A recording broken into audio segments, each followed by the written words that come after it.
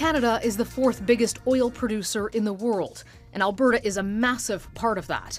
The oil sands industry contributes about 3% of this country's economy, and much of that workforce comes from here. About 400 kilometers north of Edmonton, Fort McMurray depends on the province's plentiful natural resource production. More than a third of its 70,000 residents work in the mine, quarry, or oil and gas extraction industries. It's the only major city in this region, meaning anything affecting oil and gas directly affects people here. Their morning fuel comes from one of Canada's busiest coffee shops, where many workers stop on their way to the oil sands. You are a longtime resident here. A longtime resident. How are things in the town? Pretty good. Slower than it has been, but not bad. You've seen that Donald Trump is promising to put 25% tariffs on everything, which would include Canadian oil and gas. Are you worried about that? Yes, big time. What do you think it would have in terms of an effect here? I think it's just going to put prices through the roof on most stuff, and probably going to see job cuts here. Were you surprised that he announced that? Somewhat. I get some of it with the Chinese stuff that's getting built or made in Mexico and coming in to the U.S. With no tariffs. I kind of get that, but I don't think he's making the right decision there by slapping a general tariff on everybody. That's not going to solve the problem. It's just going to make it worse. And do you think there's any chance that Canada manages to get out of this? What does the federal government need to do to try to protect you? I think they got to get all the premiers and they got to get down in the U.S. and have some serious conversations. The popular evening place for locals is this corner bar, where current and former oil and gas workers gather to talk, including former Suncor employee Brian White, who worked for the oil giant for years. Brian, how long have you been here in Fort McMurray? Since 1997. What brought you here? Got a job in the oil industry. How have you seen that industry change over the years? It's Fort McMurray. It's grown a lot, right? And now, in recent years, with the economy slowing down and the environmental focus on a low carbon energy environment and that, it's slowing down. It just seems it's more difficult in the town here, right? It's not as busy as it used to be. We don't seem to get a lot of support from Ottawa. But yeah, it's just a lot of challenges. What's the mood of people here in Fort McMurray? I think they're concerned. They see the lack of support from Ottawa and the energy industry, which is one of the Canada's biggest exports is oil and gas, mainly oil.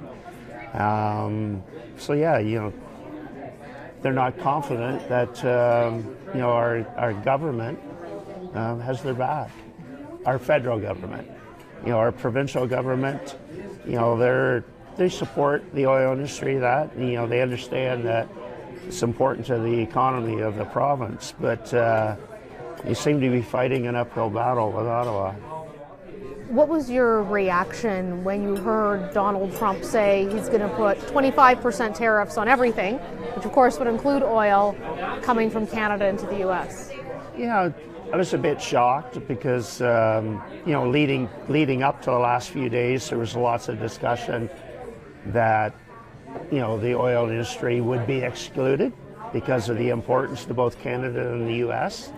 So then when the announcement came out, yesterday or the day before that it was going to include everything, it was kind of like, oh my, right?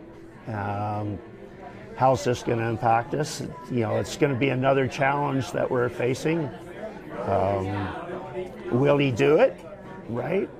I hope that his party, his supporters, his cabinet are able to convince him of the importance of the industry to both countries. I'd like to see the governments take a a North American approach versus a Canada, U.S., Mexico, because it's important, especially to the Canadian economy and the Alberta economy. Just another challenge for us.